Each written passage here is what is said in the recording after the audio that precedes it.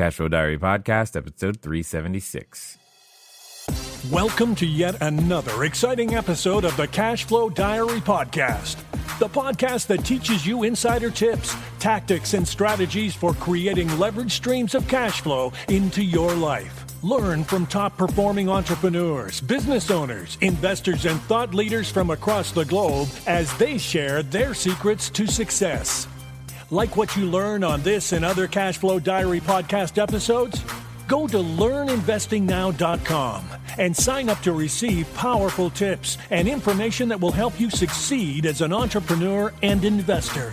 Now, here's your host, investor, entrepreneur, business owner, educator, speaker, author, and master facilitator of Robert Kiyosaki's cash flow game, Jay Massey.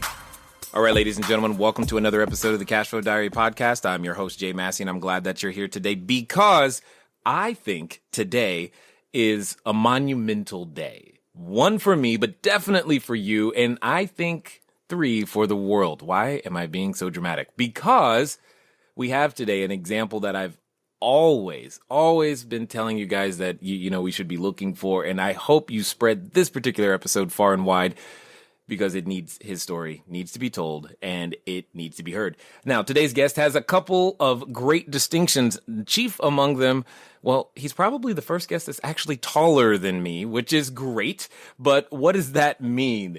I have with me today former professional NBA player Mark Blount. Now, you're like, that's great. An NBA guy. What is that? How is that going to help build cash flow? Well, he's one of the ones that has made the transition. He started out as a player, but figured out how to play a new game after he got to play his passion for a number of years with a number of teams. And what I'm really excited about is to hear his journey. More importantly, learn the lessons of financial responsibility, financial education, how to build cash flow from none other than Mark Blount. Mark, how you doing? Doing great, Mr. J. Massey. Thanks for having me. Appreciate all the love. You're quite welcome. You're quite welcome. So here's what I'm thinking right now. First of all, yes, you are I think, if I'm not mistaken, you were definitely the first guest that's taller than me. But because this is the first time you are here on the show, I have to ask you the same question I tend to ask everybody else. You ready? I'm ready. All right. So I tend to look at today's entrepreneurs a lot like yesterday's superheroes. What do I mean by that? I think entrepreneurs and superheroes have a ton of things in common. Chief among them is that, occasionally as an entrepreneur, we think in our head that we are putting on cape and tights and saving our customers with our products and services, etc. Also, like a superhero, an entrepreneur has a beginning. Meaning, if you think about Spider-Man for a second, there was a time where, yes, we know him as Spider-Man, but he was originally just a college student taking photos for the newspaper, trying to make the ends of months come together so that he could eat. So my question to you is as follows. So before your franchises, before your real estate, before the work you do with Toys for Tots, before even the NBA, what we want to know is, who is Mark Blount? Mark Blount grew up in New York. Okay. Yonkers, New York, and worked his way down to Somerville, South Carolina. And during that period of time, Mark Blount was trying to figure out who Mark Blount was going to be at 12 years old.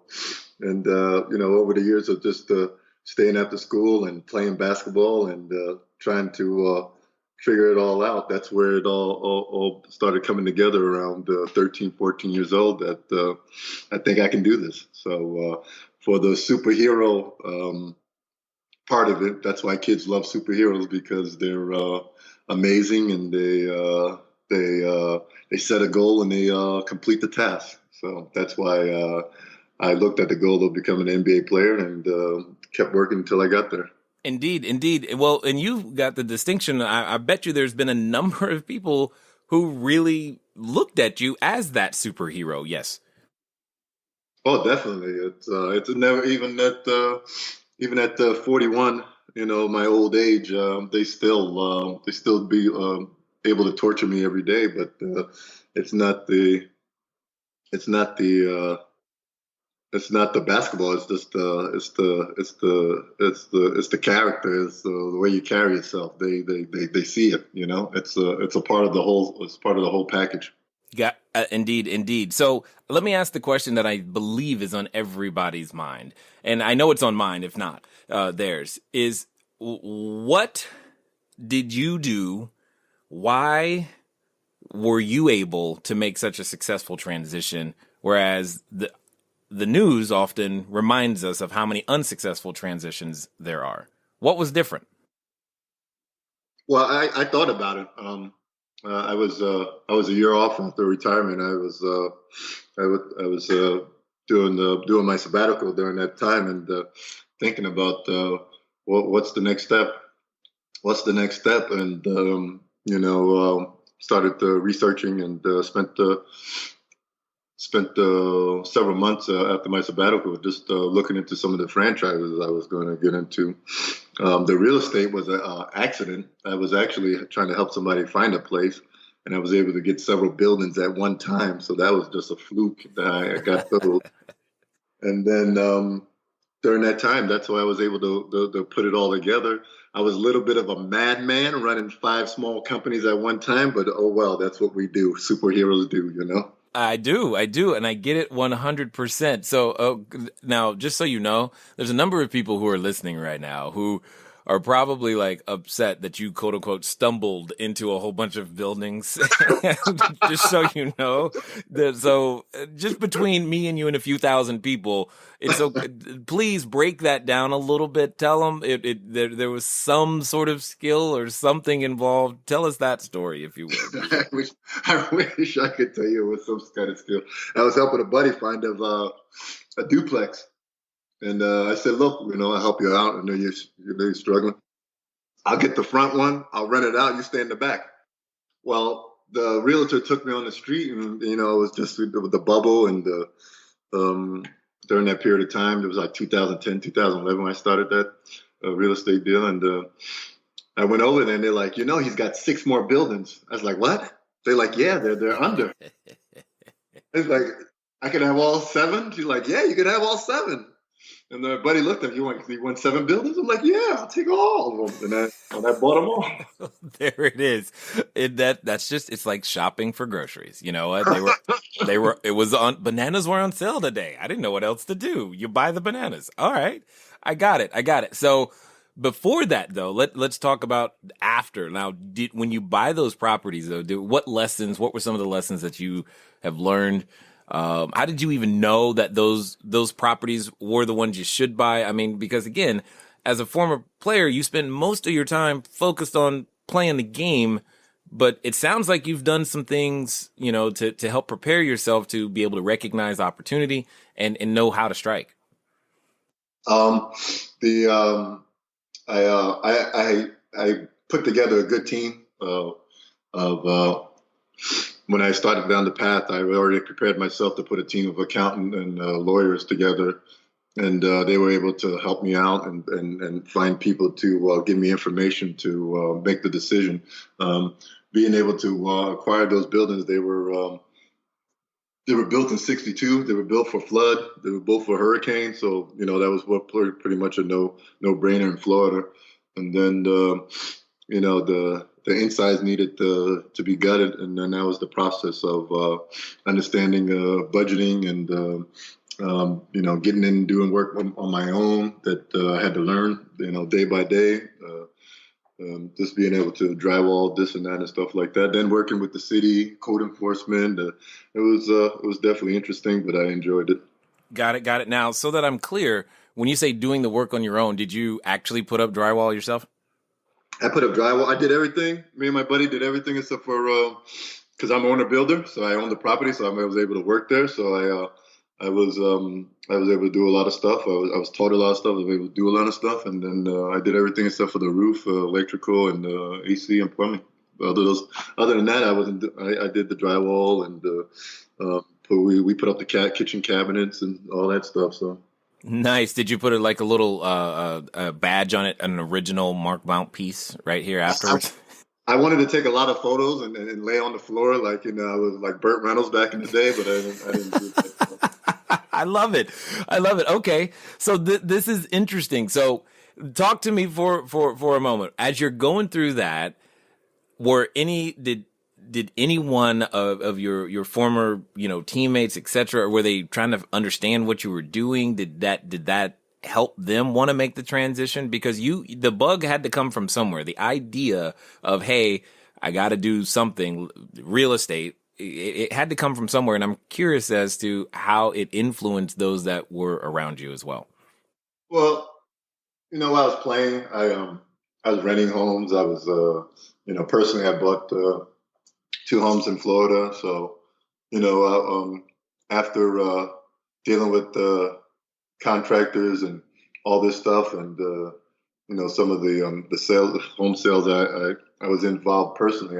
I thought it was a good fit for me.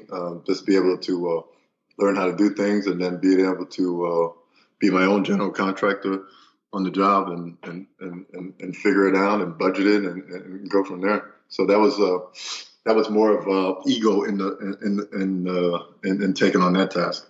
Nice. Totally understood. So how do you go from real estate then? Because there's this transition period where you're going from real estate over to franchises. What was that like? No, I was doing everything one time. Seriously, man? I was searching for locations. I was traveling to corporate, doing, I had to, you got to go to training. I was training. I was doing everything one time. Because you just like being overly busy? No, I don't want to fail. I don't want to. I started. I got to finish it. I got to complete it. I got to make it work. That's just that's my to-do list. Interesting. So, would you say then, if I said the phrase "if it's to be, it's up to me," that's kind of something you embody? Exactly, because at that point in time, people were dependent on me. I see. For some of the, for the franchises, employees are counting on me, corporate's counting on me to do, all that. So, I take all that and I feel all that, you know what I mean?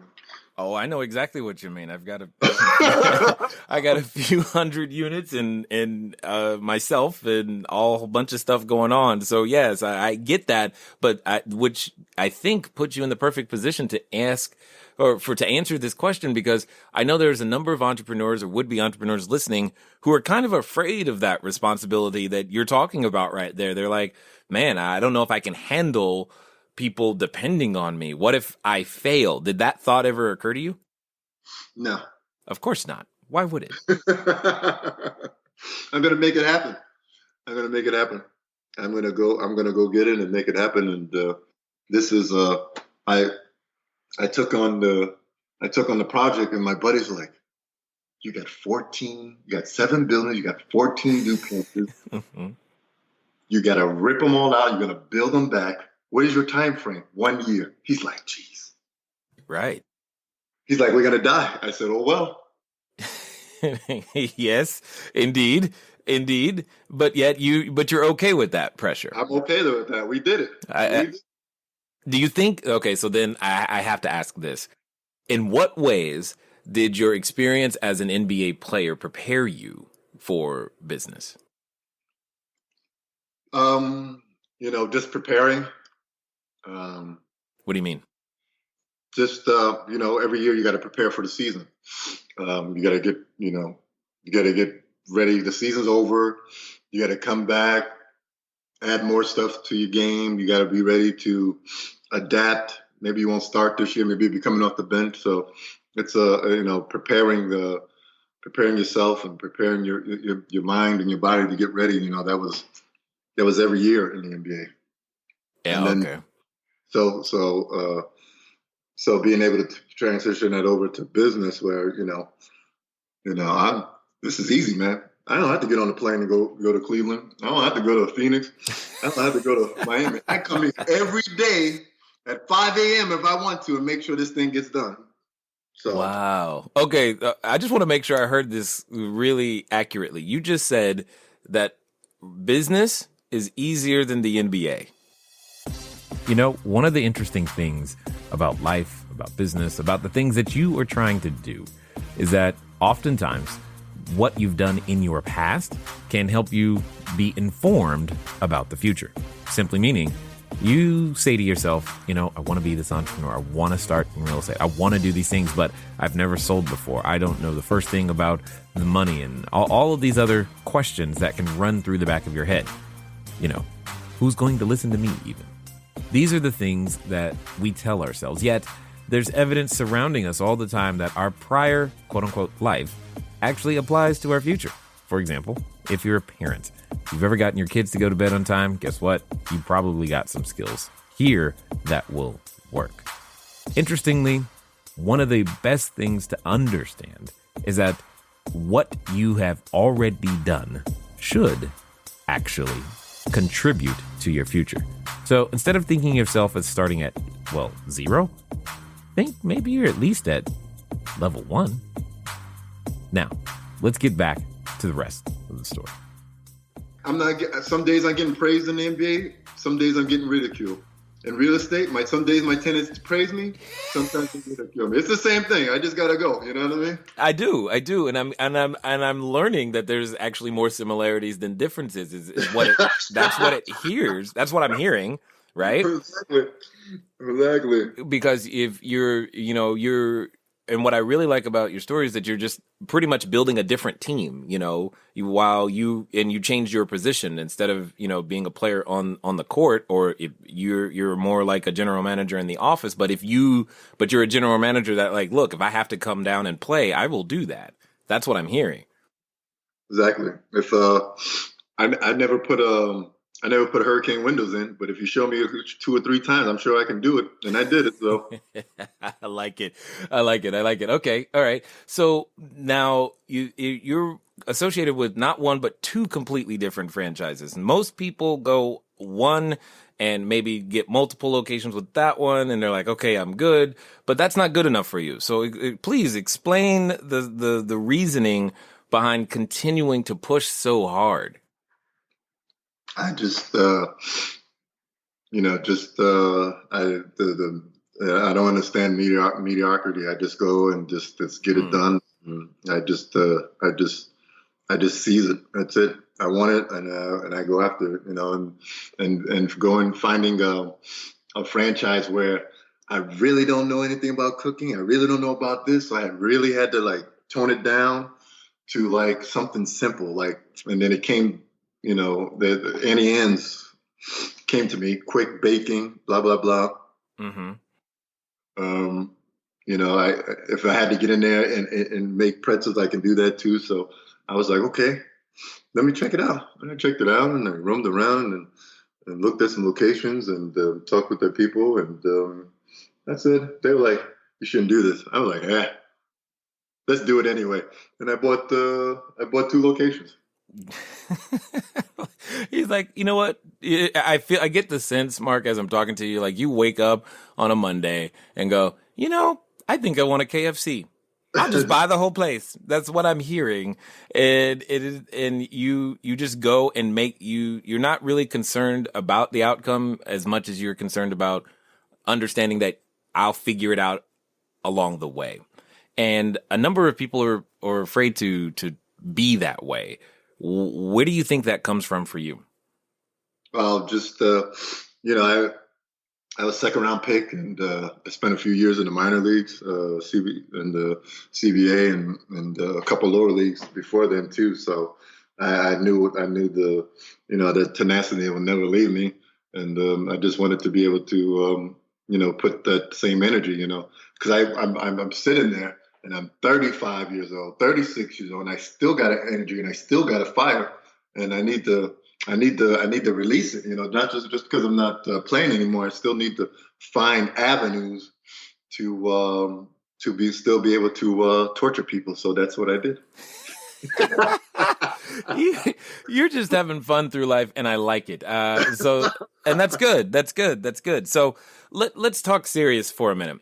When it comes down to, just everybody in general, what would you say have been some of the basic financial lessons that you've learned that have helped you to experience the success that you've had? Not just as one of the few NBA players or sports players or professional sports or professional athletes that have managed to make a transition, but just in general, as a business owner, what are some of the basic things that now that you know them, you're like, how come I didn't learn this earlier?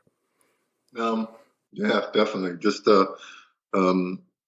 business or acquiring assets for the company, that was very eye-opening for me, and being able to have those was very important. And then being younger and playing in the NBA, I didn't realize they weren't the stuff I had around me, because it is just junk and stuff. Was just liabilities was taken from me. So those were the first two things I learned. Adding things to the property, and making it look sexy and attractive for the tenants and stuff like that. That was some of the stuff I learned, and being able to continue that into the franchises and stuff like that was very, very, very helpful. And it kept me going, and gave me a fire, and kept me going. And I was able to, last year I was able to sell my franchise and sell my real estate, and being able to do that was making sure I had a great product to move on and do something else. But if I didn't have those assets in those companies, I don't think I would have got the buyers I needed to sell my ventures and be able to move on to do some different stuff now. Got it. Totally makes perfect sense. Now, most people, myself included, we tend to think of success and business as a long journey, and that's true. But you also talk about the possibility for short-term success. Could you explain that a little bit? Yes, for me, I'm always interested in new things, and I'm more of making sure the business is right, making sure the business is running, make sure the business is bringing in the cash and moving forward in the right direction. And then like I've been in the last 4 or 5 years, like, all right, I don't want to sell pretzels and Cinnabons no more. I want to do something else. So, short-term success for me is, okay, I made my money. Let's see what's out there. Oh, we like your store. Okay, here we go. Here we're able to make a deal. So, for me, it's getting in and getting out on some things. Not everything is. It's definitely beneficial to entrepreneurs out there. Got it. So, what would you say if I said, okay, Mark, tell us what's next. What's the next? I guess in your case, let's go with 3-year plan, because it'll probably change after that. Probably will. I like it. This is good. But what do you see as what's next for you? What's that opportunity that you're really excited about when you wake up in the morning that's going to keep you pushing as hard as you are?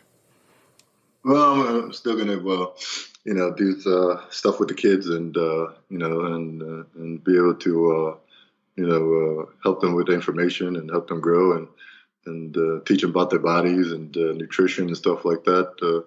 With my 7 Wellness that I started last year camp, I'm going to do that. And then I think I know a lot of the stuff is rising in prices, but I think I'm going to get back into real estate deal, and try to not only make money, but try to inform individuals on some of the homes they're buying, and I think the most important thing is giving the new home buyers, first-time home buyers, the information on the certain products around the house. You look at HGTV and all that stuff,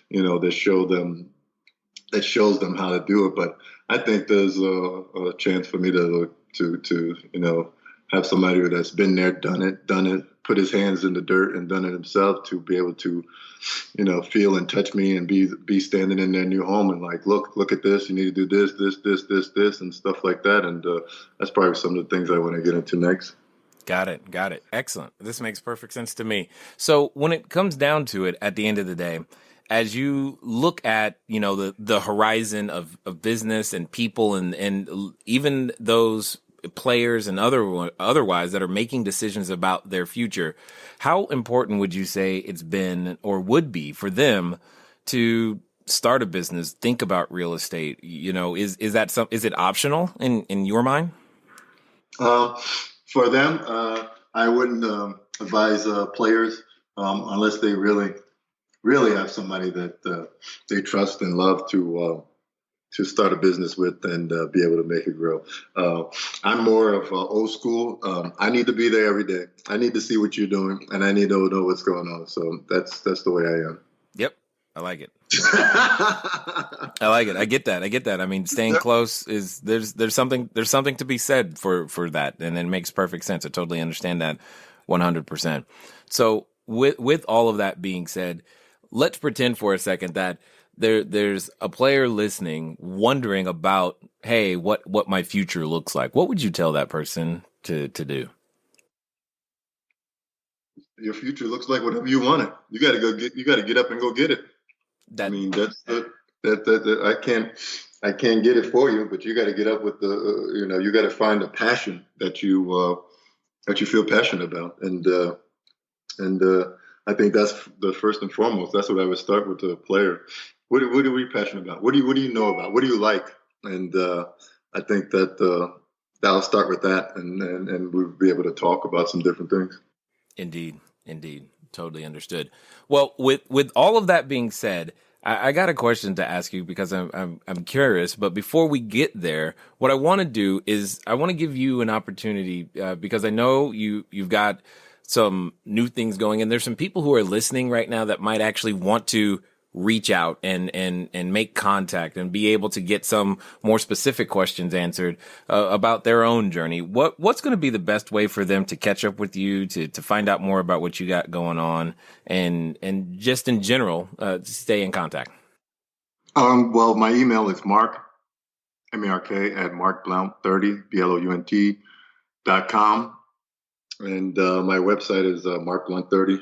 And they can go check me out, but definitely email and send me an email, and we can be in touch. And if you have any questions or what we can do, and we'll keep moving forward from there. Got it. So here's that final question that I was thinking about.